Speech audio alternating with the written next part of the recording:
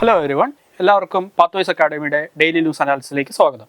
ഇന്ന് നമ്മൾ ഡിസ്കസ് ചെയ്യുന്ന topics Zo group, Chilika lake, multi dimensional poverty index, supreme court legal services committee, input tax credit, Jammu and Kashmir statehood, rising child marriages, species in news ആയിട്ട് African raptors, അതുപോലെ തന്നെ places in news ആയിട്ട് Yong Pyong.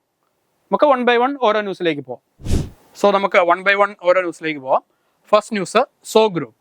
അപ്പോൾ എന്തുകൊണ്ടാണ് ന്യൂസിൽ വന്നതെന്ന് പറഞ്ഞു കഴിഞ്ഞാൽ ദ ഹിന്ദുവിൻ്റെ അകത്ത് വന്നിരിക്കുന്ന ഒരു ആർട്ടിക്കിളിനോടനുബന്ധിച്ചാണ് Mizoram to continue helping displaced Chins Kukis says CM.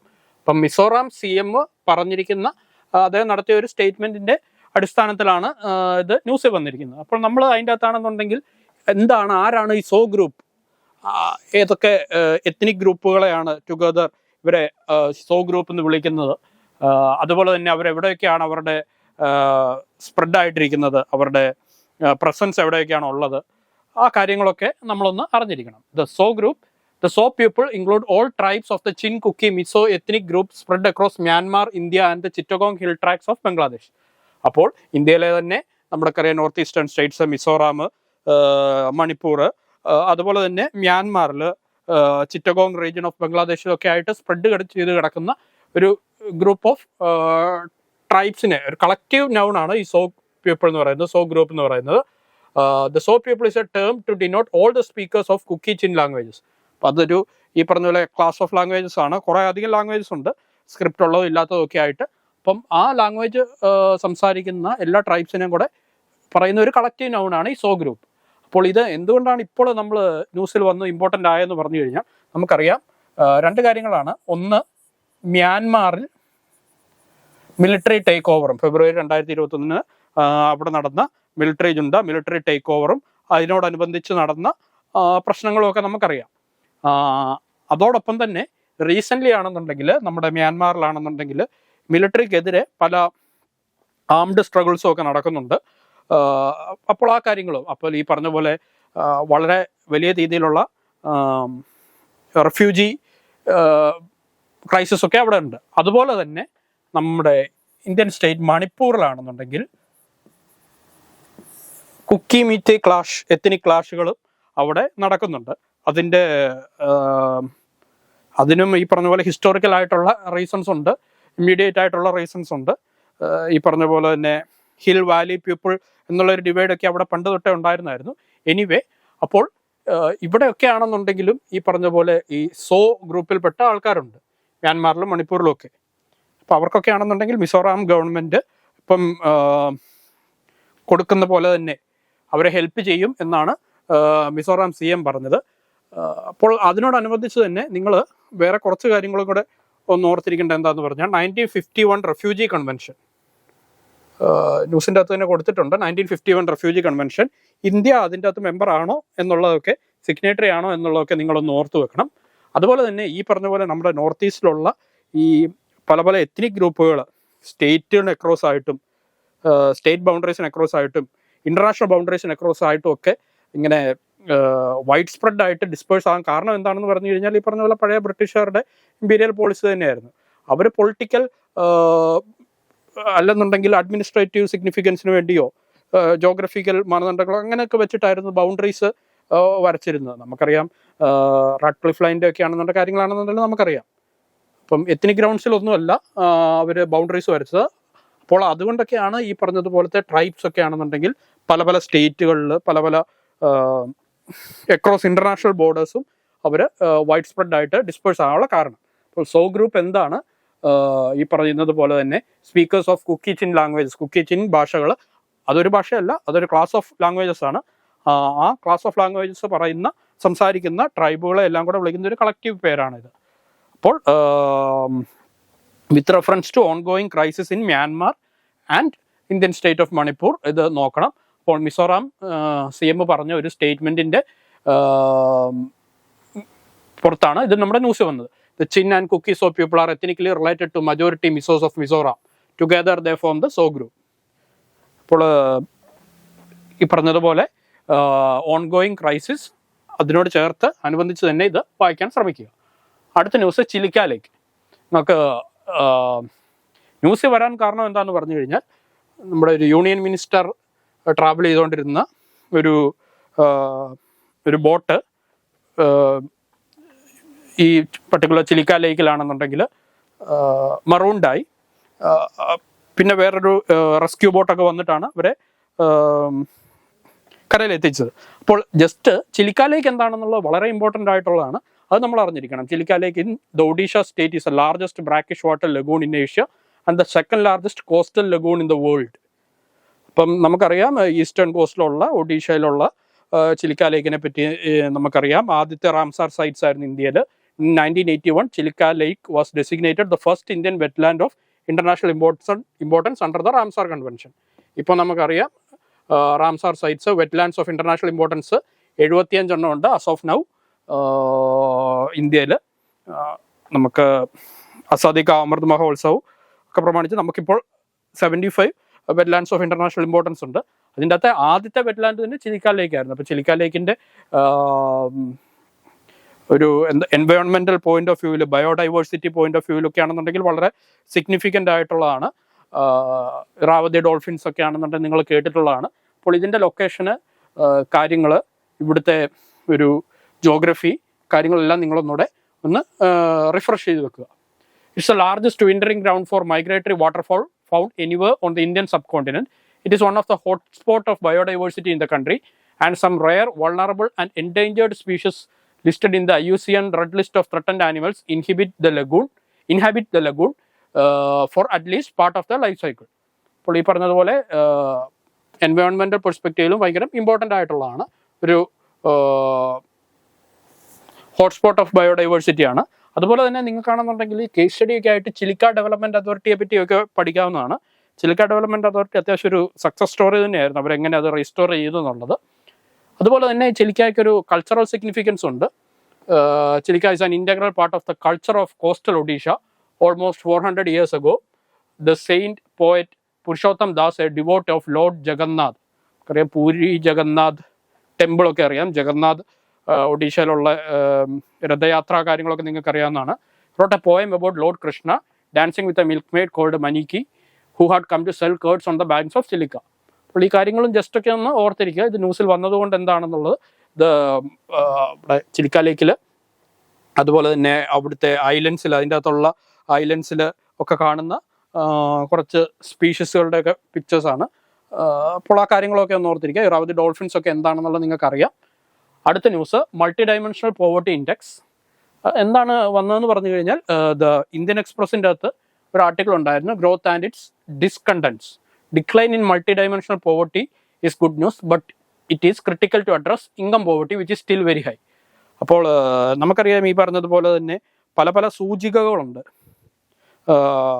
Poverty index നമ്മുടെ UNDP-യുടെ ഉണ്ട്, അതുപോലെ തന്നെ നീതി ആയോഗിൻ്റെ ഉണ്ട്. ഇപ്പോൾ പണ്ടൊക്കെ ആണെന്നുണ്ടെങ്കിൽ ഈ പറഞ്ഞതുപോലെ ദാരിദ്ര്യരേഖ, പോവർട്ടി ലൈൻ നിർണ്ണയിക്കുന്നതിനാണെന്നുണ്ടെങ്കിൽ പല പല മാനദണ്ഡങ്ങളുണ്ടായിരുന്നു. ഇപ്പോഴാണെന്നുണ്ടെങ്കിൽ ഫാക്ടേഴ്സൊക്കെ ആണെന്നുണ്ടെങ്കിൽ കൂടുതലാക്കി. അതായത് ഇൻകം എന്നുള്ളത് മാത്രം അല്ലാതെ വേറെ എഡ്യൂക്കേഷന്, അങ്ങനെ പല പല ഫാക്ടേഴ്സും കൂടെ കൂട്ടിയിട്ടാണ് മൾട്ടി ഡയമെൻഷണൽ പോവർട്ടി ഇൻഡെക്സ് എന്ന് പറയുന്നത്. അപ്പോൾ ഇതിൻ്റെ അകത്ത് കാണിക്കുന്നത് എന്താണെന്ന് പറഞ്ഞു കഴിഞ്ഞാൽ, മൾട്ടി ഡയമെൻഷണൽ പോവർട്ടി ഇൻഡെക്സിൻ്റെ അകത്താണെന്നുണ്ടെങ്കിൽ ഒരു കുറവുണ്ടായിട്ടുണ്ട്. അതായത് ഇപ്പോൾ നമ്മൾ ഈ ഗ്രാഫിൽ കാണുന്നത് പോലെ തന്നെ ആ അബ്സല്യൂട്ട് നമ്പേഴ്സിൻ്റെ അകത്താണെന്നുണ്ടെങ്കിൽ കുറവുണ്ടായിട്ടുണ്ട്. പക്ഷേ ഈ പറഞ്ഞതുപോലെ തന്നെ എപ്പോഴും ഉള്ള ഒരു ഒരു ഒരു ഡിബേറ്റാണ് പല പല സൂചികകളുടെ തമ്മിലുള്ള, ഇൻഡെക്സുകൾ തമ്മിലുള്ള ആ ഒരു വ്യത്യാസം കാര്യങ്ങളൊക്കെ. ഇപ്പോൾ നമുക്ക് നമ്മുടെ GDP-യുടെ കാര്യം തന്നെ അറിയാം. GDP-യുടെ ഇൻക്രീസ് എന്ന് പറയുന്നത് ഒരു നേഷൻ്റെ മൊത്തത്തിലുള്ള എക്കണോമിക് ഗ്രോത്ത് ആകണം എന്നില്ല എന്ന് വാദിക്കുന്ന എക്കണോമിസ്റ്റുകളുണ്ട്. അതായത് എല്ലാവരുടെയും ഗ്രോത്തിനെ അല്ല GDP-യുടെ ഗ്രോത്ത് റിഫ്ലക്റ്റ് ചെയ്യുന്നതെന്നൊക്കെ പറയുന്നത്. എന്ന് പറയുന്നത് പോലെ തന്നെ ഇവിടെയാണെന്നുണ്ടെങ്കിൽ ഈ മൾട്ടി ഡയമെൻഷണൽ പോവർട്ടി ഇൻഡെക്സിൻ്റെ അകത്താണെന്നുണ്ടെങ്കിൽ ഒരു കുറവുണ്ടായിട്ടുണ്ട്. പക്ഷേ ഈ പറഞ്ഞ പോലെ തന്നെ ദോസ് ലിവിങ് ഇൻ പോവർട്ടി, അതിൻ്റെ അകത്തും ഈ പറഞ്ഞ പോലെ തന്നെ അബ്സല്യൂട്ട് നമ്പേഴ്സിൽ വലിയധികം ഡിക്ലൈൻ ഇല്ല ഇതിൻ്റെ കണ്ട് തന്നെ, അത്ര തന്നെ എന്നുള്ളതാണ് ആർട്ടിക്കിളിൻ്റെ അകത്ത് പറയുന്നത്. അപ്പോൾ ഇത് നിങ്ങളൊന്ന് വായിച്ചിരിക്കാൻ ശ്രമിക്കുക. അപ്പോൾ ഇതിനോടനുബന്ധിച്ച് തന്നെ നമ്മൾ ഈ മൾട്ടി ഡയമെൻഷണൽ പോവർട്ടി ഇൻഡെക്സ് ആരൊക്കെയാണ് ഇറക്കുന്നത്, ഒരു ഗ്ലോബൽ സിനേറിയോയിൽ UNDP അത് റിലീസ് ചെയ്യുന്നതാണ്. അതുപോലെ തന്നെ ഇന്ത്യയിലാണെന്നുണ്ടെങ്കിൽ നമ്മുടെ നീതി ആയോഗ് സ്റ്റേറ്റുകളുടെ ഇതിൽ അത് റിലീസ് ചെയ്യുന്നതാണ്. ഇപ്പോൾ UNDP's multi dimensional poverty index halved from 55.1% to 27.7% between 2005, 2006 to 2015-16. അപ്പോൾ ഇതാണ് അതിൻ്റെ അകത്ത് പറഞ്ഞിരിക്കുന്ന ഒരു സ്റ്റാറ്റ്. അതുപോലെ തന്നെ നമ്മുടെ നീതി ആയോഗിൻ്റെ ആണെന്നുണ്ടെങ്കിലും ഡിക്ലൈൻ നടന്നിട്ടുണ്ട്. അപ്പോൾ എന്താണ് മൾട്ടി ഡയമെൻഷണൽ പോവർട്ടി ഇൻഡെക്സ്, എന്താണ് ഇൻകം പോവർട്ടി, അങ്ങനത്തെ കാര്യങ്ങളൊക്കെ ഒന്ന് ഓർത്തിരിക്കുക. Global multi dimensional poverty Index is released by the United Nations Development Programme UNDP and the Oxford Poverty and Human Development Initiative. The global MPI monitors deprivations in 10 indicators spanning health, education, and standard of living, and includes both incidence as well as intensity of poverty. അപ്പോൾ അതിൻ്റെ അകത്ത് 10 മാനദണ്ഡങ്ങളാണ് നമ്മുടെ UNDPയുടെ multi dimensional poverty ഇൻഡെക്സിൻ്റെ അകത്തുള്ളത്, including health, education, അങ്ങനെ standard of living, അങ്ങനെ പല പല കാരണങ്ങളുണ്ട്, പല പല മാനദണ്ഡങ്ങളുണ്ട്. അതുപോലെ തന്നെ നമ്മുടെ national multi dimensional poverty index NITI Aayog അതിൻ്റെ അകത്താണെന്നുണ്ടെങ്കിൽ 12 ഇൻഡിക്കേറ്റേഴ്സ് ആണ് ഉപയോഗിക്കുന്നത്. ഹെൽത്ത്, ഈ പറഞ്ഞ health, education, standard of living, അങ്ങനത്തെ കാര്യങ്ങളൊക്കെ. അപ്പം നിങ്ങൾ ജസ്റ്റ് ആ ഇൻഡിക്കേറ്റേഴ്സ് ഏതൊക്കെയാണ് എന്നുള്ളതെന്ന് അറിഞ്ഞിരിക്കുക, കാണാമെന്ന് പഠിക്കാൻ പോകണ്ട. അപ്പോൾ ഈ പറഞ്ഞ പോലെ ഇൻകം മാത്രമല്ല, ഒരു മൾട്ടി ഡയമെൻഷണൽ ആയിട്ടുള്ള ഒരു പോവർട്ടി ഇൻഡെക്സ് ആണ് വെക്കുന്നത്. അപ്പോൾ അതിൻ്റെ അടിസ്ഥാനത്തിൽ ആ സൂചികയിൽ നല്ല കുറവുണ്ടായിട്ടുണ്ട്. പക്ഷേ അത് ഈ പറഞ്ഞതുപോലെ തന്നെ is that tantamount to an absolute decrease in the number of people living under poverty എന്നുള്ള ഒരു ക്വസ്റ്റ്യൻ ആണ്. അതാണ് ആർട്ടിക്കിൾ പറയുന്നത്. അപ്പോൾ ഒന്ന് വായിച്ചിരിക്കാൻ ശ്രമിക്കുക. ഇത് ഇന്ത്യൻ എക്സ്പ്രസിൻ്റെ അകത്തുള്ളതായിരുന്നു. അടുത്തത് supreme court legal services committee. അപ്പോൾ ഇതിൻ്റെ കോൺസ്റ്റിറ്റ്യൂഷണൽ ബാക്ക്ഗ്രൗണ്ടൊക്കെ നിങ്ങൾക്ക് അറിയാവുന്നതാണ്. നമ്മുടെ 42nd കോൺസ്റ്റിറ്റ്യൂഷണൽ അമെൻമെൻറ്റിൻ്റെ അകത്ത് ഒരു DPSPക്കകത്ത് നിർദ്ദേശക തത്വങ്ങൾ, DPSPക്ക് ഡയറക്റ്റീവ് പ്രിൻസിപ്പിൾസ് ഓഫ് സ്റ്റേറ്റ് പോളിസിയിൽ ഒരു article 39A equal justice and free legal aid ഒക്കെ വന്നു. അപ്പോൾ അതിനോടനുബന്ധിച്ച് തന്നെയാണെന്നുണ്ടെങ്കിൽ നാഷണൽ ലെവലിലാണെന്നുണ്ടെങ്കിൽ നാഷണൽ ലീഗൽ സർവീസസ് അതോറിറ്റി, അതുപോലെ തന്നെ സ്റ്റേറ്റ് ലെവലുകളിലാണെങ്കിലും വന്നു. അതുപോലെ തന്നെ സുപ്രീം കോർട്ട്, അപ്പെക്സ് കോർട്ടിലുള്ളതാണ് supreme court legal services committee. എന്താണ് ന്യൂസിൽ വന്നതെന്ന് പറഞ്ഞു കഴിഞ്ഞാൽ പുതിയ ചെയർമാൻ്റെ കാര്യങ്ങളും ഒക്കെ പറഞ്ഞിട്ടായിരുന്നു. അപ്പോൾ എന്താണ് ഇതെന്നുള്ളതെന്ന് ഓർത്തിരിക്കുക. Supreme court legal services committee. The Supreme Court Legal Services Committee was constituted under Section 3A of the Legal Services Authorities Act 1987 to provide free and competent legal services to weaker sections of the society. Free and competent legal services to weaker sections of the society. Indian ജുഡീഷ്യറിയുടെ ഒരു പ്രശ്നമാണ് ഈ പറഞ്ഞ പോലെ തന്നെ time consuming ആണ് ഒന്നാമത്തെ, രണ്ട് ഈ പറഞ്ഞതുപോലെ എക്സ്പെൻസീവ് ആണ്. നിങ്ങൾക്കിപ്പോൾ ആണെന്നുണ്ടെങ്കിൽ ഒരു ഫോർ എക്സാമ്പിൾ നമുക്കിപ്പോൾ ആണെന്നുണ്ടെങ്കിൽ ഒരു റിറ്റ് പെറ്റീഷൻ ഹൈക്കോടതിയിലോ അല്ലെങ്കിൽ സുപ്രീം കോടതിയിലോ ഒക്കെ മൂവ് ചെയ്യണമെന്നുണ്ടെങ്കിൽ അതിന് നല്ല ചിലവുണ്ട്. അപ്പോൾ ആ കാര്യം അതൊരു ഇന്ത്യൻ ജുഡീഷ്യറിയുടെ ഒരു പ്രശ്നമാണ്. എനിവേ, അപ്പോൾ അതൊക്കെ അതിനെ ഒരു പരിധിവരെ അഡ്രസ്സ് ചെയ്യുക എന്നുള്ളത് ഇതുകൊണ്ടാണ് നമ്മുടെ ഈ പറഞ്ഞ പോലെ നാഷണൽ ലീഗൽ സർവീസസ് അതോറിറ്റി ഒക്കെ വന്നത്. അതുപോലെ തന്നെ സുപ്രീം കോർട്ടിലാണെന്നുണ്ടെങ്കിൽ സുപ്രീം കോർട്ട് ലീഗൽ സർവീസസ് കമ്മിറ്റിയൊക്കെ വന്നത്. അപ്പോൾ അതിനോടനുബന്ധിച്ച് തന്നെ article 39A of the Indian Constitution, DPSP, Directive Principles of State Policy, article 39A 42nd constitutional amendment act വഴി ആഡ് ചെയ്യപ്പെട്ട, അതിൻ്റെ അത് നമുക്കറിയാം മിനി കോൺസ്റ്റിറ്റ്യൂഷൻ എന്ന് പറയുന്നത് ഒരുപാട് അമെൻമെൻറ്റ്സ് ഉണ്ടായിരുന്നു. അതിൻ്റെ ഒന്നായിരുന്നു equal justice and free legal aid. The state shall secure that the operation of the legal system promotes justice on a basis of equal opportunity and shall in particular provide free legal aid by suitable legislation or schemes or in other ways to ensure the opportunities for securing justice and are not denied to any citizen by reason of economic or other disabilities. Economic അല്ലെന്നുണ്ടെങ്കിൽ other disabilities കാരണം ആർക്കും നീതി നിഷേധിക്കപ്പെടരുത് എന്നാണ് article 39A പറയുന്നത് ഭരണഘടനയുടെ. അപ്പോൾ ആ കാര്യങ്ങളൊക്കെ ഒന്ന് ഓർത്തിരിക്കുക. ഇതിനോടനുബന്ധിച്ച് തന്നെയാണെന്നുണ്ടെങ്കിൽ നാഷണൽ ലെവലിലുണ്ട്, സ്റ്റേറ്റ് ലെവലിലുണ്ട്, അതുപോലെ തന്നെ സുപ്രീം കോർട്ട് ലെവലിലാണ് supreme court legal services committee ഉണ്ട്, ഓരോ സ്റ്റേറ്റിൻ്റെ ഹൈക്കോർട്ട് ലെവൽസിലുണ്ട്, ഡിസ്ട്രിക്ട് ലെവൽസിലുണ്ട്. അപ്പോൾ ആ കാര്യങ്ങളൊക്കെ ഒന്ന് ഓർത്തിരിക്കുക. ഇതായിരുന്നു വന്നിരുന്ന news. Supreme court legal services committee, a mechanism to provide free and competent legal services to weaker sections of the society. അപ്പോൾ ഇത് ന്യൂസ് വരാൻ കാരണം എന്താണെന്ന് പറഞ്ഞു കഴിഞ്ഞാൽ ഈ പറഞ്ഞ പോലെ ഈ പർട്ടിക്കുലർ കമ്മിറ്റിയുടെ ചെയർമാൻ അവരുടെ ചേഞ്ച് കാര്യങ്ങളും ആയിരുന്നു ഇതിൻ്റെ അകത്ത് പറഞ്ഞിരിക്കുന്നത്. പിന്നെ ഈ വീക്കർ സെക്ഷൻസ് ആർക്കൊക്കെയാണ് ഈ ഫ്രീ ലീഗൽ എയ്ഡിന് എലിജിബിൾ ആയിട്ടുള്ള, ഇതൊരു കംപ്ലീറ്റ് ആയിട്ടുള്ള ലിസ്റ്റൊന്നുമല്ല, എന്നാലും നിങ്ങൾക്കൊരു ഐഡിയ കിട്ടാൻ വേണ്ടി, ഇപ്പം woman and children, members of scheduled caste, scheduled tribe, industrial workman, victims of mass disaster, violence, flood, drought, earth quake, industrial disaster. നമുക്കറിയാം ഈ പറഞ്ഞ പോലെ ഭോപ്പാൽ ഗ്യാസ് ട്രാജഡിയോ അതല്ലെന്നുണ്ടെങ്കിൽ എൻഡോസൾഫാൻ ദുരിതബാധിതരോ അങ്ങനെ ആയിട്ടുള്ള ആൾക്കാർക്കൊക്കെ ആണെന്നുണ്ടെങ്കിൽ ഒരു പക്ഷേ ലീഗലി ഫൈറ്റ് ചെയ്യുന്നതിന് അവർക്ക് ബുദ്ധിമുട്ടുണ്ടാകുന്ന ഒരു കാര്യം എന്ന് പറഞ്ഞാൽ എക്കണോമിക് കൺസ്ട്രെയിൻ്റ് ആണ്, സാമ്പത്തികമായിട്ടുള്ള ആ പ്രശ്നങ്ങളാണ്. അപ്പോൾ അതിനൊരു പരിധിവരെ അഡ്രസ്സ് ചെയ്യുക എന്നുള്ളതാണ് ഈ പറഞ്ഞ പോലെ നമ്മുടെ നാഷണൽ ലീഗൽ സർവീസ് അതോറിറ്റിയുടെയും അതുപോലെ തന്നെ സുപ്രീം കോടതി ലീഗൽ സർവീസ് കമ്മിറ്റി, ഓരോരോ സ്റ്റേറ്റുകളുടെയും ഒക്കെ കമ്മിറ്റീസിൻ്റെ അതോറിറ്റീസിൻ്റെ ഒക്കെ ഉദ്ദേശം എന്ന് പറയുന്നത്. പിന്നെ disabled persons in custody, those persons who have annual income of less than the amount prescribed by the respective state government. അപ്പോൾ അതത് സ്റ്റേറ്റുകളാണെങ്കിൽ അല്ലെങ്കിൽ സ്റ്റേറ്റ് ഹൈക്കോർട്ടുകളിലാണെങ്കിൽ അല്ലെങ്കിൽ ഡിസ്ട്രിക്ട് കോർട്ടുകളിലാണെന്നുണ്ടെങ്കിൽ അതത് സ്റ്റേറ്റ് നിർദ്ദേശിച്ചിരിക്കുന്ന ഇൻകത്തിൽ താഴെയുള്ള ആൾക്കാർക്ക് ഫ്രീ ലീഗൽ എയ്ഡിന് അപേക്ഷിക്കാവുന്നതാണ്. ഇനിയും അതല്ല സുപ്രീം കോർട്ടിലാണെന്നുണ്ടെങ്കിൽ 5 lakhs, ആനുവൽ ഇൻകം 5 lakhs ആണ്. ഇപ്പോൾ ഇത് സുപ്രീം കോടതി ലീഗൽ സർവീസസ് കമ്മിറ്റി ആണെന്നുണ്ടെങ്കിൽ ആനുവൽ ഇൻകം 5 lakhs താഴെയുള്ളവർക്കാണെന്നുണ്ടെങ്കിൽ ഫ്രീ ലീഗൽ എയ്ഡിനാണെന്നുണ്ടെങ്കിൽ ശ്രമിക്കാവുന്നതാണ്. അതുപോലെ തന്നെ victims of trafficking in human beings, ഇങ്ങനെയുള്ള ആൾക്കാർക്ക്, അതായത് സമൂഹത്തിൽ സൊസൈറ്റിയിലാണെന്നുണ്ടെങ്കിൽ ഡൗൺ റോഡൻ ആയിട്ടുള്ള ആൾക്കാർക്കൊക്കെ ആണെന്നുണ്ടെങ്കിൽ അവർക്കും അവരെ നീതി വ്യവസ്ഥയുടെ ഭാഗമാക്കുക, അവർക്കും സാമ്പത്തികമായിട്ടുള്ള പരാധീനതകളൊന്നും നീതി തേടുന്നതിൽ ഒരു പ്രശ്നമാകരുത് എന്നുള്ള ഉദ്ദേശത്തോടു കൂടി വന്നിരിക്കുന്ന ഇതാണ് നമ്മുടെ ഈ പറഞ്ഞ പോലെ supreme court legal services committee. Supreme കോർട്ടിലാണെങ്കിൽ അത് supreme court legal services committee, national ലെവലിലാണെന്നുണ്ടെങ്കിൽ നാഷണൽ ലീഗൽ സർവീസസ് അതോറിറ്റി, അതുപോലെ തന്നെ സ്റ്റേറ്റ് ലെവലുകളിലുണ്ട്. കാര്യങ്ങളൊക്കെ ഒന്ന് ഓർത്തിരിക്കുക. അടുത്തത് ഇൻപുട്ട് ടാക്സ് ക്രെഡിറ്റ്. നിങ്ങൾ GST-യോടനുബന്ധിച്ചാണെന്നുണ്ടെങ്കിൽ ഇത് പലപ്പോഴായിട്ടും കേട്ടിരിക്കുന്നതാണ് ഇൻപുട്ട് ടാക്സ് ക്രെഡിറ്റ് ഒക്കെ.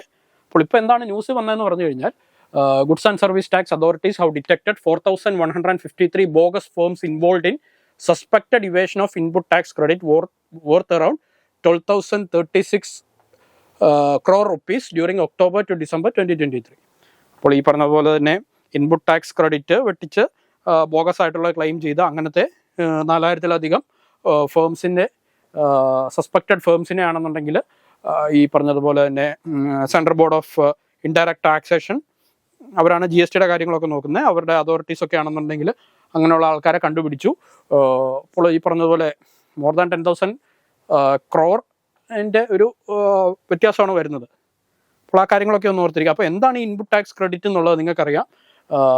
ഇപ്പോൾ നിങ്ങളൊരു മാനുഫാക്ചറർ ആണെന്നുണ്ടെങ്കിൽ, നിങ്ങളുടെ മാനുഫാക്ചറിങ്ങിന് വേണ്ടിയാണെന്നുണ്ടെങ്കിൽ നിങ്ങളുടെ പ്രൊഡക്റ്റ് ഉണ്ടാക്കാൻ വേണ്ടി 3 ഇൻപുട്സ് വേണം. അതായത് നിങ്ങളുടെ പ്രൊഡക്റ്റ് ഉണ്ടാക്കാൻ വേണ്ടിയാണെന്നുണ്ടെങ്കിൽ, നിങ്ങളൊരു മാനുഫാക്ചറാണ്, നിങ്ങളുടെ പ്രൊഡക്റ്റ് ഉണ്ടാക്കാൻ വേണ്ടി 3 റോ മെറ്റീരിയൽസ് വേണം, അല്ലെങ്കിൽ 3 ഇൻപുട്സ് വേണം. അപ്പോൾ നിങ്ങൾ ആ ഓരോ ഇൻപുട്ട് വാങ്ങുമ്പോഴും അല്ലെങ്കിൽ ഓരോ റോ മെറ്റീരിയൽ വാങ്ങുമ്പോഴും നിങ്ങളതിന് ടാക്സ് കൊടുക്കുന്നുണ്ട്. ഇപ്പോൾ ഈ A എന്ന് പറയുന്ന ഇൻപുട്ട് അല്ലെന്നുണ്ടെങ്കിൽ റോ മെറ്റീരിയൽ വാങ്ങാൻ വേണ്ടി വാങ്ങിയപ്പോൾ നിങ്ങൾ 100 rupees ടാക്സ് കൊടുത്തു. അതുപോലെ തന്നെ B എന്ന് പറയുന്ന ഇൻപുട്ട് നിങ്ങളുടെ പ്രോഡക്റ്റ് ഉണ്ടാക്കാൻ വേണ്ടിയുള്ള ആ ഒരു അസംസ്കൃത വസ്തു എന്തിരുന്നാലും ആ സാധനം വാങ്ങിയപ്പോൾ നിങ്ങൾ 120 രൂപ ടാക്സ് കൊടുത്തു. അതുപോലെ തന്നെ C എന്ന് പറയുന്ന ഒരു ഇൻപുട്ട് വാങ്ങിയപ്പോൾ നിങ്ങൾ 80 rupees ടാക്സ് കൊടുത്തു. എന്നിട്ട് നിങ്ങൾ ഇത് പ്രോസസ്സ് ചെയ്ത് നിങ്ങളുടെ ഫൈനൽ ഔട്ട്പുട്ട്, നിങ്ങളുടെ പ്രൊഡക്റ്റ് ഉണ്ടാക്കി. അപ്പോൾ ഫൈനൽ ഔട്ട്പുട്ടിൽ ആ പ്രൊഡക്റ്റിനാണെന്നുണ്ടെങ്കിൽ പ്രൊഡക്റ്റിലുള്ള ടാക്സ് എന്ന് പറയുന്നത് 450 rupees ആണെന്നുണ്ടെന്നുണ്ടെങ്കിൽ, നമുക്കാണെന്നുണ്ടെങ്കിൽ മാനുഫാക്ചറർ, നിങ്ങൾ ആ പ്രൊഡ്യൂസർ കൊടുക്കേണ്ട ടാക്സ് എന്ന് പറഞ്ഞു കഴിഞ്ഞാൽ 150 rupees ആണ്. അതായത് ഓൾറെഡി നിങ്ങളാണെന്നുണ്ടെങ്കിൽ ഇവിടെ 100 + 120 + 80 ടാക്സ് കൊടുത്തു. അപ്പോൾ പിന്നെ വന്നിരിക്കുന്നത് 450 ആണ്. അപ്പോൾ ഇവിടെ തന്നിരിക്കുന്ന ഓൾറെഡി നമ്മൾ കൊടുത്തിരിക്കുന്ന അതിനാണ് ഇൻപുട്ട് ക്രെഡിറ്റ് എന്ന് പറയുന്നത്. അപ്പോൾ അത് കിഴിച്ചിട്ടുള്ളത്, ഇൻപുട്ടിൽ നമ്മൾ എത്രയാണോ ടാക്സ് കൊടുത്തിരുന്നത് അത് കിഴിച്ചിട്ടുള്ളതാണ് ഫൈനലിൽ നമ്മൾ കൊടുക്കേണ്ടത്. അതിനാണ് ഇൻപുട്ട് ടാക്സ് ക്രെഡിറ്റ് എന്ന് പറയുന്നത്. അപ്പോൾ ടാക്സിൻ്റെ ആ കാസ്കേഡിങ് എഫക്റ്റ് ഒക്കെ ഒഴിവാക്കാൻ വേണ്ടിയുള്ളതാണ്. നിങ്ങൾ GST-യുടെ ഒരു എക്കണോമിക്സിൻ്റെ അകത്തൊക്കെ GST കാര്യങ്ങൾ പഠിക്കുമ്പോൾ ഇൻപുട്ട് ടാക്സ് ക്രെഡിറ്റ് എന്താണെന്നുള്ള പഠിക്കുന്നതാണ്. അപ്പോൾ പക്ഷേ ഈ പറഞ്ഞ പോലെ ഇൻപുട്ട് ടാക്സ് ക്രെഡിറ്റിനാണെന്നുണ്ടെങ്കിൽ കുറച്ച് എക്സെപ്ഷൻസ് ഒക്കെ ഉണ്ട്. അതുപോലെ തന്നെ അതിന് കുറച്ച് ക്രൈറ്റീരിയാസ് ഒക്കെ ഉണ്ട്. അപ്പോൾ ചുമ്മാ ഇത് എഴുതിയെടുക്കാനൊന്നും പറ്റില്ല. അപ്പോൾ അങ്ങനെ ഈ പറഞ്ഞതുപോലെ തന്നെ ബോഗസ് ആയിട്ടുള്ള ക്ലെയിംസ് ഒക്കെ നടത്തിയ കുറേ ഫേംസിനെയൊക്കെ ഐഡൻറ്റിഫൈ ചെയ്തു എന്നുള്ളതായിരുന്നു ന്യൂസ്. അപ്പോൾ എന്താണ് ഇൻപുട്ട് ടാക്സ് ക്രെഡിറ്റ് എന്നുള്ളത് നിങ്ങളൊന്ന് അറിഞ്ഞിരിക്കുക. അതുപോലെ തന്നെ input tax credit is the tax that a business pays on the purchase and that it can use to reduce its tax liability when it makes a sale. അതായത് ഈ ഒരു product വിൽക്കുമ്പോഴത്തേക്കും നമുക്ക് ടാക്സിനകത്ത് കൊടുക്കേണ്ടത് 450 റുപ്പീസ് ആയിരുന്നു എന്ന് വിചാരിക്കുക. പക്ഷേ ഓൾറെഡി നമ്മൾ 300 റുപ്പീസ് ആണെന്നുണ്ടെങ്കിൽ സാധനം മേടിച്ച് വരെ ടാക്സ് കൊടുത്തു. പിന്നെ മിച്ചമുള്ള 150 നമ്മൾ കൊടുത്താൽ മതി. അതാണ് അതിൻ്റെ അകത്ത് പറഞ്ഞിരിക്കുന്നത്. It means that at the time of paying tax on output one can reduce the tax that has already been paid on inputs and pay the balance amount. അപ്പോൾ നമ്മൾ ഓൾറെഡി കൊടുത്ത ടാക്സ് കിഴിച്ചിട്ട് പിന്നെ മിച്ചമുള്ളത് മാത്രം കൊടുത്താൽ മതി. അതിനാണ് ഇൻപുട്ട് ടാക്സ് ക്രെഡിറ്റ് എന്ന് പറയുന്നത്. അതുപോലെ തന്നെ നിങ്ങൾ ഓർത്തിരിക്കേണ്ട ഒരു കാര്യമാണ് central board of indirect tax and customs. അറിയാം, നമുക്കാണെന്നുണ്ടെങ്കിൽ central board of direct taxes ഉണ്ട്. Central board of direct taxes ആണ് നമ്മുടെ ഇൻകം ടാക്സ്, കോർപ്പറേറ്റ് ടാക്സ് അങ്ങനത്തെ കാര്യങ്ങളുടെ ഒക്കെ മേൽനോട്ടം വഹിക്കുന്നത്. അതുപോലെ തന്നെ central board of indirect tax and customs ആണ് GST കാര്യങ്ങളൊക്കെ നോക്കുന്നത്. അപ്പോൾ ഇവർക്കാണെന്നുണ്ടെങ്കിൽ ഈ പറഞ്ഞതുപോലെ തന്നെ വിജിലൻസ് അങ്ങനത്തെ വിങ്ങുകളൊക്കെ ഉണ്ട്. ഇവരാണ് ഇങ്ങനത്തെ ഫോൾസ് ക്ലെയിമൊക്കെ നടത്തുന്ന ആൾക്കാരെയൊക്കെ ആണെന്നുണ്ടെങ്കിൽ ഡിറ്റക്ട് ചെയ്യുന്നതും അവരെ മോണിറ്റർ ചെയ്യുന്നതൊക്കെ. So central board of indirect taxes and customs it's A part of the department of revenue under the ministry of finance. The Central Board of Excise and Customs was renamed as the Central Board of Indirect Taxes and Customs in 2018 after the rollout of GST. GST വന്നതിന് ശേഷമാണ് central board of indirect taxes and customs എന്നായത്. It deals with the tax of formulation of policy concerning levy and collection of customs, central excise duties, central GST and the integrated GST. അടുത്തത് Jammu and Kashmir statehood. ഇപ്പോൾ എന്താണ് news വന്നതെന്ന് പറഞ്ഞാൽ the ഹിന്ദുവിൻ്റെ first പേജിൽ തന്നെ ഉണ്ടായിരുന്നു, no local body members in Jammu and Kashmir from today. അതായത് 2018 അവിടുത്തെ local self governing bodies, panchayat, municipality അങ്ങോട്ടുള്ള തെരഞ്ഞെടുപ്പ് നടന്നത്. അപ്പോൾ ആ തെരഞ്ഞെടുക്കപ്പെട്ട ലോക്കൽ സെൽഫ് ഗവേണിംഗ് ബോഡീസിൻ്റെ കാലാവധി ഇന്ന് തീർന്നു. ഇന്നലെ കഴിഞ്ഞ ദിവസങ്ങളിൽ തീർന്നു. അതിനുശേഷം ഇപ്പോൾ 5 വർഷം കഴിഞ്ഞപ്പോഴത്തേക്കും സ്വാഭാവികമായിട്ടുള്ള അവരുടെ കാലാവധി തീർന്നു. അതിനുശേഷം ഇനിയിപ്പോൾ അവർക്കാണെന്നുണ്ടെങ്കിൽ ലോക്കൽ റെപ്രസെൻറ്റേറ്റീവ്സ് ഇല്ല എന്നാണ് അതിൻ്റെ അകത്ത് പറഞ്ഞിരിക്കുന്നത്.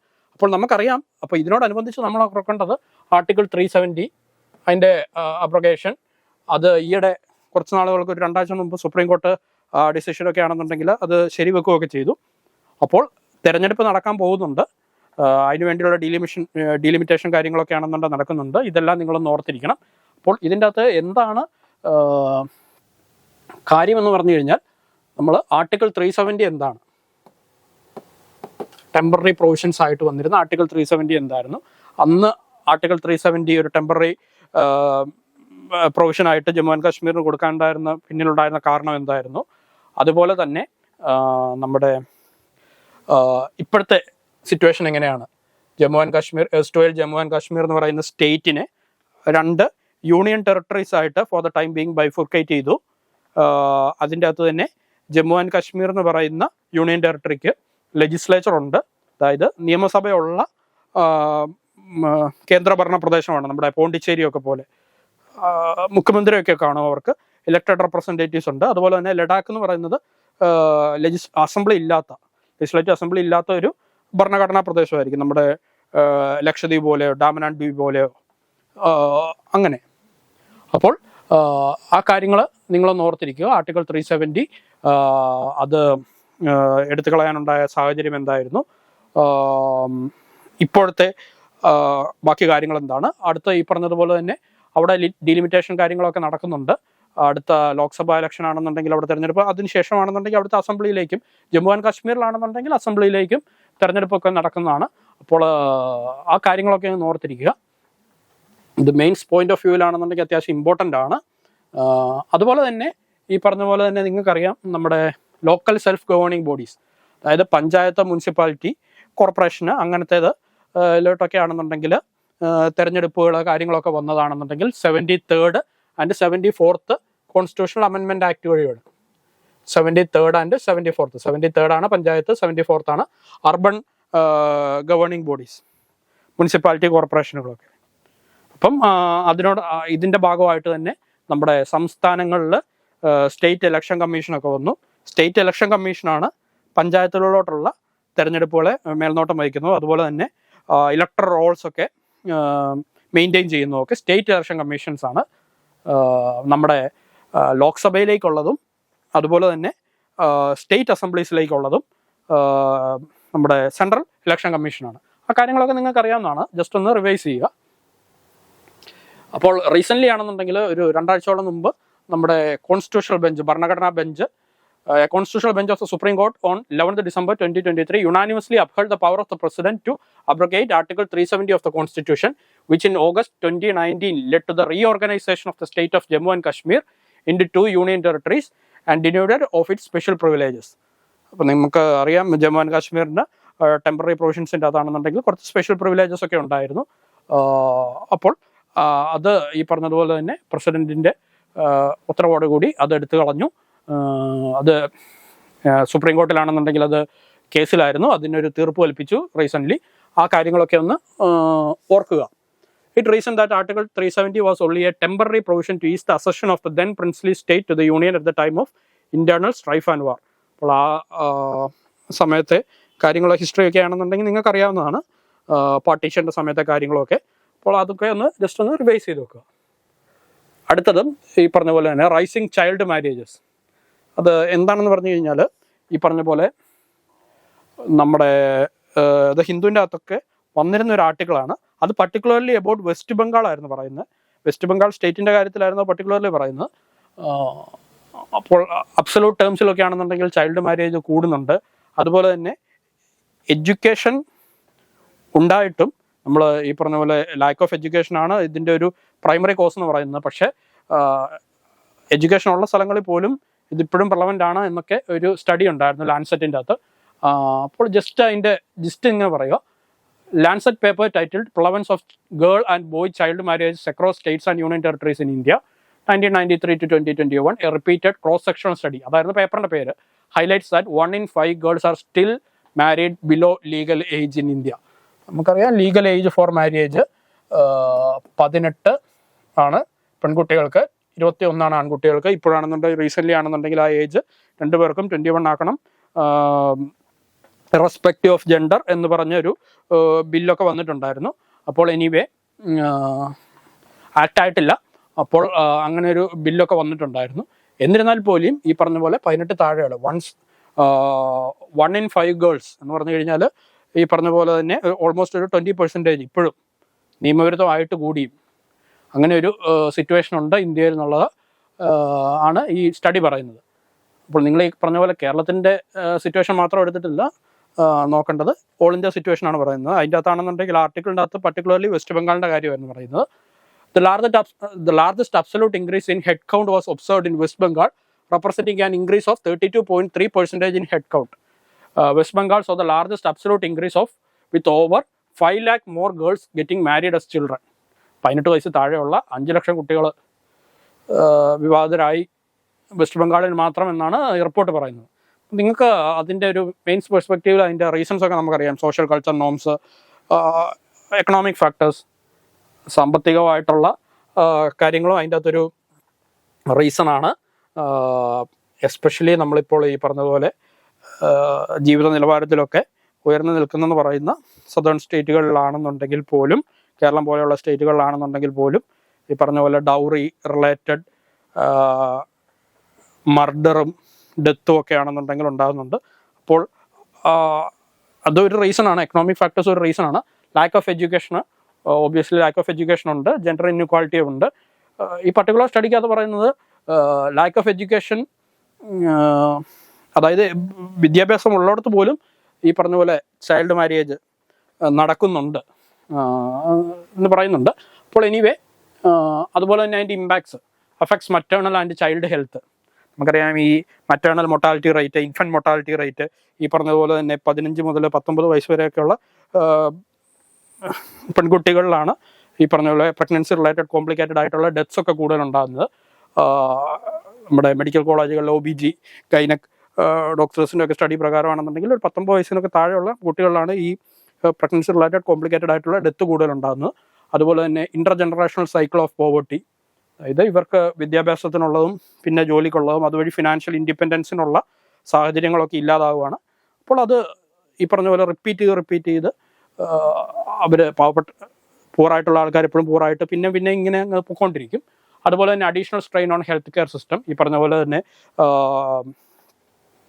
യങ് ആയിട്ടുള്ള മദേഴ്സ് ആകുമ്പോഴത്തേക്കും ഉണ്ടാകുന്ന കുട്ടികൾക്കാണെന്നുണ്ടെങ്കിൽ പറഞ്ഞ പോലെ ലോ വെയിറ്റ്, സ്റ്റാൻഡേർഡ് ഗ്രോത്ത്, അങ്ങനത്തെ പ്രശ്നങ്ങളൊക്കെ ഉണ്ടാവും.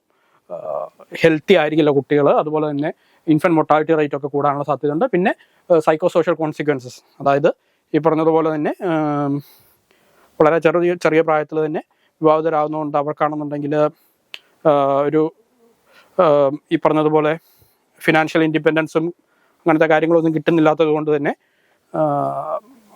ഡിപ്രഷൻ പോലത്തെ കാര്യങ്ങളൊക്കെ അങ്ങനെയുള്ള ആളുകളിൽ കൂടുതലാണെന്നുമാണ് സ്റ്റഡീസ് പറയുന്നത്. അപ്പോൾ ഗവൺമെൻറ് ആണെന്നുണ്ടെങ്കിൽ ഇതിനെതിരെ ഒരുപാട് ഇനിഷ്യേറ്റീവ്സ് എടുക്കുന്നുണ്ട്. Prohibition of child marriage act 2006, national commission for protection of child rights, Beti Bachao Beti Padhao. ഇതിനോടനുബന്ധിച്ച് തന്നെയാണെന്നുണ്ടെങ്കിൽ സുകന്യ സമൃദ്ധി യോജന, നമ്മുടെ നാഷണൽ സേവിങ് സ്കീംസിൻ്റെ അകത്തുള്ളതാണ്. അതിൻ്റെ അകത്ത് തന്നെയാണെന്നുണ്ടെങ്കിൽ 18 വയസ്സിന് ശേഷം 50%, അതായത് നമ്മൾ പെൺകുട്ടികൾക്ക് വേണ്ടി കൊടുക്കുന്ന ഒരു ഡെപ്പോസിറ്റ് സ്കീമാണ്. അതിൻ്റെ അകത്താണെന്നുണ്ടെങ്കിൽ പോലും 18 വയസ്സിന് ശേഷമേ 50% ഓഫ് ടോട്ടൽ എമൗണ്ട് പോലും എടുക്കാൻ പറ്റുള്ളൂ. 21 വയസ്സിന് ശേഷമേ 100% എടുക്കാൻ പറ്റുള്ളൂ. പക്ഷേ ഇത്രയൊക്കെ സ്കീംസും കാര്യങ്ങളൊക്കെ ഇരുന്നിട്ടും അബ്സല്യൂട്ട് നമ്പേഴ്സിൽ അത് കൂടുകയാണ്. അതുപോലെ തന്നെ ചൈൽഡ് ഹെൽപ്പ് ലൈൻ നമ്പർ കാര്യങ്ങളെല്ലാം ഉണ്ട്. സ്പീഷീസ് ഇൻ ന്യൂസ് ആയിട്ട് ആഫ്രിക്കൻ റാപ്റ്റർ. അപ്പം റാപ്റ്റേഴ്സ് എന്ന് പറയുന്ന ഒരു കളക്റ്റീവ് നൗണാണ് റാപ്റ്റേഴ്സ്. അതായത് ഈ ഈഗിൾ, ഫാൽക്കൺ, ഹോക്ക്, അതായത് ഈ പ്രിഡേറ്ററി ബേർഡ്സിനെ എല്ലാത്തിനും കൂടെ വിളിക്കുന്ന ഒരു കളക്റ്റീവ് ടേമാണ് റാപ്റ്റേഴ്സ് എന്ന് പറഞ്ഞാൽ. കഴുകനൊക്കെ അതിൻ്റെ അകത്ത് വരുന്നതാണ്. African Raptor population declines 88% in 40 years, many crossing IUCN threshold. Report evidence indicates 2/3 of 42 examined species to be globally threatened. അപ്പോൾ ഇതാണ് ന്യൂസിൻ്റെ അകത്ത് പറഞ്ഞിരിക്കുന്നത്. ഡൗൺ ടു എർത്തിൻ്റെ അകത്ത് വന്നിരുന്ന ഒരു ആർട്ടിക്കിളാണ്, റീസെൻ്റ് വന്ന ഒരു ആർട്ടിക്കിളാണ്. അപ്പോൾ ഇതിനോടനുബന്ധിച്ച് തന്നെയാണെന്നുണ്ടെങ്കിൽ അപ്പം റാപ്റ്റേഴ്സ് എന്താണെന്ന് അറിയിരിക്കുക, അതൊരു കളക്റ്റീവ് ടേമാണ്, ഒരു ഒറ്റ സ്പീഷ്യസ് അല്ല. ഈ പറഞ്ഞതുപോലെ തന്നെ ഫാൽക്കൺ, ഈഗിൾ, വൾച്ചർ, അതിലെല്ലാം കൂടെ ചേർത്ത് വിളിക്കുന്ന ഒരു ടേമാണ്. A raptor is a bird of prey. A bird of prey is a carnivore that kills and eats mammals, reptiles, amphibians, insects, rodents as well as other birds.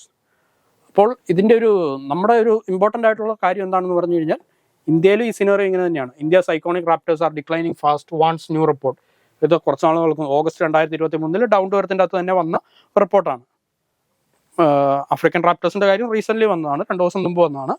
അപ്പോൾ ഇതിൻ്റെ കാര്യം എന്താണെന്ന് പറഞ്ഞാൽ ഇതിൻ്റെ അകത്ത് തന്നെ ലോസ് ഓഫ് ഹാബിറ്റാറ്റ് ഉണ്ട്, pesticide accumulation ഉണ്ട്, ടാർഗറ്റഡ് കില്ലിംഗ് ഉണ്ട്. നിങ്ങൾക്കാണെന്നുണ്ടെങ്കിൽ വളരെ ഇൻഫേമസ് ആയിട്ടുള്ള ഡൈക്ലോഫെനാക് പോയിസണിങ് ആണെന്നുണ്ടെങ്കിൽ ആൻറ്റി ഇൻഫ്ലമേറ്ററി ഡഗ് ആയിട്ടുള്ള ഡൈക്ലോഫെനാക് ഒക്കെ കാറ്റിലിന് കൊടുക്കുന്നവർ, അപ്പോൾ അതിൽ ശേഷം അതിൽ ഫീഡ് ചെയ്യുന്ന വൾച്ചേഴ്സ് ഒക്കെ ആണെന്നുണ്ടെങ്കിൽ അവർക്കത് ഭയങ്കര ടോക്സിക് ആണ്. ആ കാര്യങ്ങളൊക്കെ നിങ്ങൾ പഠിച്ചിട്ടുള്ളതാണ് ഒരു കേസ് സ്റ്റഡി പോലെ. ഡൈക്ലോഫെനാക് ടോക്സിസിറ്റി ഇൻ വൾച്ചേഴ്സ് കാര്യങ്ങളൊക്കെ ആണെന്നുണ്ടെങ്കിൽ. അപ്പോൾ റാപ്റ്റേഴ്സ് എന്താണെന്നുള്ള ഓർത്തിരിക്കുക.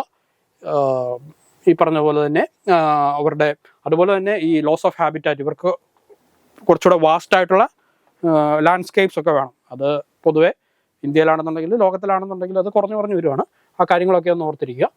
പ്ലേസസ് ഇൻ ന്യൂസ് ആയിട്ട് യോങ്പ്യോങ്, അത് എന്താണ് ന്യൂസ് വന്നതെന്ന് പറഞ്ഞു കഴിഞ്ഞാൽ, നമ്മുടെ കൊറിയൻ പെനിൻസുലയോട് ചേർന്ന് കിടക്കുന്ന ഒരു ദ്വീപാണിത്. അപ്പോൾ ഈ പറഞ്ഞതുപോലെ തന്നെ അപ്പോൾ ശരിക്കും ഇത് സൗത്ത് കൊറിയയുടെ കൺട്രോളിലുള്ള ഒരു മിലിറ്ററി ബേസ് ഒക്കെ ഉള്ള ഒരു ദ്വീപാണ്, യെല്ലോ സീയിലുള്ളതാണ്. അപ്പോൾ അങ്ങോട്ടാണെന്നുണ്ടെങ്കിൽ നോർത്ത് കൊറിയ പ്രൊവോക്കേറ്റീവ് ആയിട്ടുള്ള ഷെല്ലാക്രമണങ്ങളൊക്കെ നടത്തിയെന്നൊക്കെ പറഞ്ഞായിരുന്നു ന്യൂസിലുണ്ടായിരുന്നു. അപ്പോൾ നമുക്ക് അറിയാം അവിടുത്തെ കാര്യങ്ങളൊക്കെ ആണെന്നുണ്ടെങ്കിലും കൊറിയൻ പെനിൻസുല എപ്പോഴും ഒരു ടെൻഷനുള്ള സ്ഥലമാണ്. ഹിസ്റ്റോറിക്കലായിട്ടും അതിനുശേഷം ഇപ്പോഴത്തെ അവിടുത്തെ പൊളിറ്റിക്കൽ സിനറിയോ വെച്ചിട്ടും ഹെഡ് ഓഫ് ദി സ്റ്റേറ്റ് ഒക്കെ ആയിട്ടും അതുപോലെ തന്നെ നോർത്ത് കൊറിയ ഭയങ്കര ഇൻഫേമസ് ആയിട്ടുള്ളതാണ് ഹ്യൂമൻ റൈറ്റ്സ് വയലേഷൻസിൻ്റെ കാര്യത്തിലും. എന്നിരുന്നാലും അപ്പം Yeonpyeong Island is a group of South Korean islands in the Yellow Sea. ഇപ്പോൾ യെല്ലോ സീ എവിടെയാണെന്നൊക്കെ ഉള്ളത് നിങ്ങൾ ഇതിനോടനുബന്ധിച്ച് ഓർത്തിരിക്കുക കേട്ടോ. ചൈന മെയിൻലാൻഡ് ചൈനയുടെ കൊറിയൻ പെനിൻസുലയുടെ ഇടയ്ക്കുള്ള ഒരു മാർജിനൽ സീ ആണ്. It is home to a military base and small civilian population in south Korea. South കൊറിയയുടെ അധീനതയിലുള്ള island. It lies in the northern limit line, which is a disputed maritime demarcation line in the Yellow Sea between the North Korea and the South Korea. അപ്പോൾ ഈ പറഞ്ഞതുപോലെ തന്നെ ഈ ഐലൻഡിൻ്റെ പേരിലാണെന്നുണ്ടെങ്കിൽ ഇതാണ് അവരുടെ maritime boundary. അവിടെ disputes ഒക്കെ ഉണ്ട്. എനിവേ ഈ യോങ്പ്യോങ് എന്ന് പറയുന്ന ഈ പർട്ടിക്കുലർ ഐലൻഡ് സൗത്ത് കൊറിയയുടെ അഡ്മിനിസ്ട്രേഷൻ്റെ കീഴിലാണ്, അതോറിറ്റിയുടെ കീഴിലാണ്. അവിടെ അവർക്ക് സൗത്ത് കൊറിയയ്ക്ക് ഒരു മിലിറ്ററി ബേസ് ഒക്കെ ഉണ്ട്. അപ്പോൾ അത് എവിടെയാണ് എന്താണെന്നുള്ളതൊക്കെ ജസ്റ്റ് ഒന്ന് ഓർത്തിരിക്കുക. North Korea fired artillery shells towards South Yeonpyeong Island. ഇപ്പോൾ ഇതാണ് നമ്മുടെ ന്യൂസിൽ വരാനുള്ള കാരണം. അപ്പോൾ പ്രൊവോക്കേറ്റീവ് ആയിട്ടുള്ള നടപടികൾ എടുക്കുന്നതിൽ ഇൻഫേമസ് ആയിട്ടുള്ളവരാണ് നോർത്ത് കൊറിയ. അപ്പോൾ ആ കാര്യങ്ങളൊക്കെയാണെന്നുണ്ടെങ്കിൽ നിങ്ങൾക്ക് അറിയാവുന്നതാണ്. അതുപോലെ തന്നെ 38 parallel popular name given to latitude 38 degree north that in East Asia റഫ്ലി demarcates North Korea and South Korea. ഇതാണ് 38 ഡിഗ്രി ലാറ്റിറ്റ്യൂഡ് എന്നൊക്കെ പറയുന്നത്. അപ്പോൾ ഈ കൊറിയൻ ഹിസ്റ്ററി, കൊറിയൻ വാർ കാര്യങ്ങളൊക്കെ ആണെന്നുണ്ടെങ്കിൽ നിങ്ങൾക്കറിയാം. ഇപ്പോൾ ജസ്റ്റ് ഇതെവിടെയാണ് ഇത് കിടക്കുന്നത്, അതുപോലെ LOC എവിടെയാണ്, ആ കാര്യങ്ങളൊക്കെ ഒന്ന് ജസ്റ്റ് ഒന്ന് ഓർത്ത് വെക്കുക. സോ വിത്ത് ദിസ് നമ്മുടെ ഇന്നത്തെ ഡെയിലി ന്യൂസ് അനാലിസിസ് കഴിഞ്ഞിരിക്കുന്നു. Thank you.